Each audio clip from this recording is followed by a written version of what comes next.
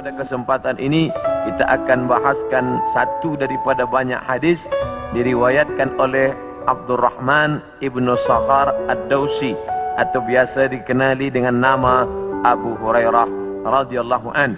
Hadis ini ada dalam kitab Sahih Al-Bukhari. Apa kata Nabi? La taqumus sa'ah. Hari kiamat tidak akan terjadi hatta hingga yuqbadal ilmu. Yang pertama, dalam hadis ini ada 6 tanda. Ini yang akan kita bahaskan. Yang pertama, yuqbadal ilmu. Ilmu dicabut.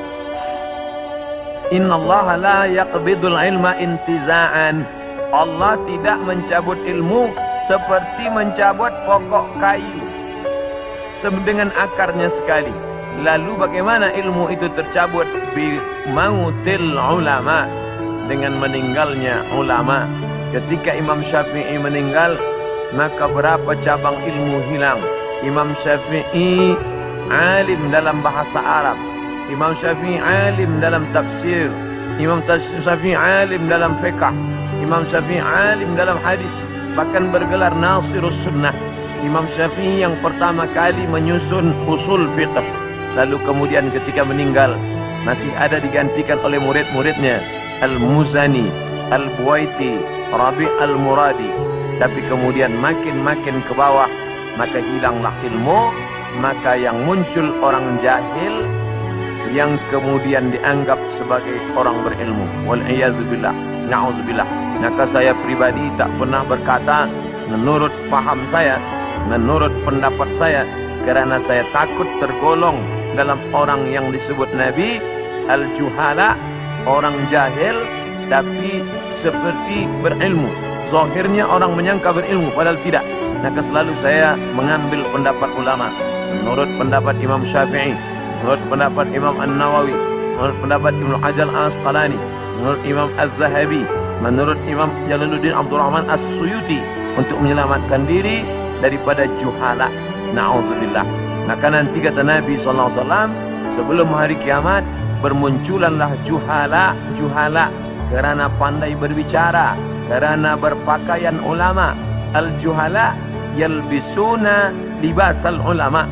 Orang jahil tapi memakai pakaian ulama, pandai berbicara, lalu orang menyangka dia alim, padahal dia tak lebih daripada orang dhalla wa adalla, sesat dan menyesatkan.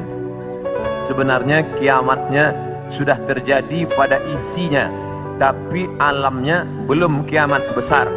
Maka kata ucapan Nabi SAW dalam suatu hadis, idza wussidal amru ila ghairi ahlihi, bila diberikan suatu perkara bukan kepada ahlinya, bukan kepada orang yang faham, fantaziris sa'ah, maka tunggulah kiamat. Makna kiamat di situ bukan kiamat alam semesta, tapi kiamat isinya. Bila pembinaan masjid ini diberikan kepada orang yang tidak pakar, tidak memiliki kepakaran pada bidang itu, fantaziris sa'ah, maka tunggulah sa'ah, kiamat, hari kiamat. Makna kiamat di situ bukanlah kiamat alamnya, tapi isinya sudah kiamat. Begitu juga dengan ucapan Nabi tentang masalah idza waqa'a ala ahadikumul qiyamah, bila terjadi kiamat pada salah seorang kamu, wa fi yadihi fasilah, di tangannya ada anak korma, falyagrisha, tanamlah, kerana dia akan menanam itu, lalu kemudian dia mati. Bagaimana mungkin kiamat terjadi pada satu orang? Maka makna kiamat dalam hadis ini, alamnya tidak kiamat, tapi orang itu mengalami kiamat, maknanya mati dia. Na'udzubillah. Oleh sebab itu maka bahwa kiamat sudah terjadi pada isinya, ya, kerana banyaknya orang jahil. Oleh sebab itu alhamdulillah kita di Malaysia masih ada para ulama, masih ada para mufti, masih ada para habaib. Maka kita datang ke majlis-majlis mereka, hindari majlis-majlis orang-orang jahil yang tidak diketahui sanad ilmunya, yang tidak diketahui dapat dari mana, bahkan mendakwa mendapat dari mimpi. Langsung berjumpa dengan Syekh Abdul Qadir Al-Jilani, langsung saja terus mendapatkan zikir talqin dari Rasulullah SAW tanpa bersanad, tanpa berguru. Padahal para imam mengajarkan kita ada namanya sanad. Al-isnad minad din, sanad itu bahagian dari agama.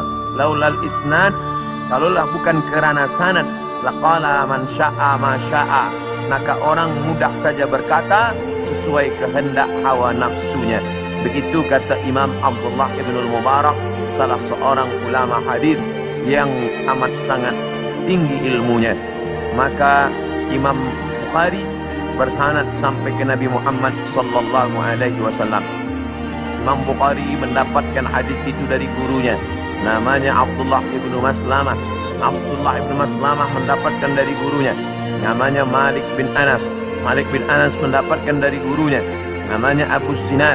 Abu Sinad mendapatkan dari gurunya, namanya Al-A'raj. Al-A'raj mendapatkan dari gurunya, namanya Abu Hurairah. Abu Hurairah mendapatkan dari gurunya, namanya Sayyidina wa Maulana Muhammad sallallahu alaihi wasallam. Dan di antara sanad itu mesti diteliti pula, orang ini mestilah adil.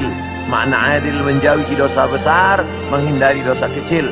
Lawan daripada kata adil adalah fasik. Wallahu la yahdil qaumal fasiqin. Allah tak berikan hidayah kepada orang yang fasik.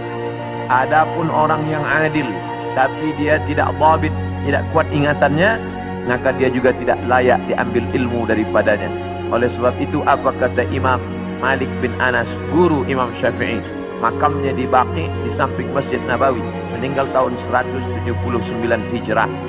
Aku berjumpa dengan 70 orang di dalam masjid ini, maksudnya Masjid Nabawi di Madinah. Andai aku minta satu di antara mereka berdoa, maka turun hujan saking makbulnya doa mereka. Tapi tidak aku ambil hadis satu pun dari ke-70 orang itu. 70 orang zuhud, ahli ibadah, abid, banyak ibadahnya, kabul doanya. Andai aku minta satu orang berdoa, turun hujan, begitulah kabulnya. Tapi aku tidak mengambil ilmu dari mereka kerana tidak dhabit, kuat ingatannya. Begitulah ulama menapis supaya jangan sampai mengambil ilmu daripada orang jahil. Kerana di antara tanda kiamat adalah yuqbadul ilmu, bahwa ilmu dicabut Allah Subhanahu wa ta'ala.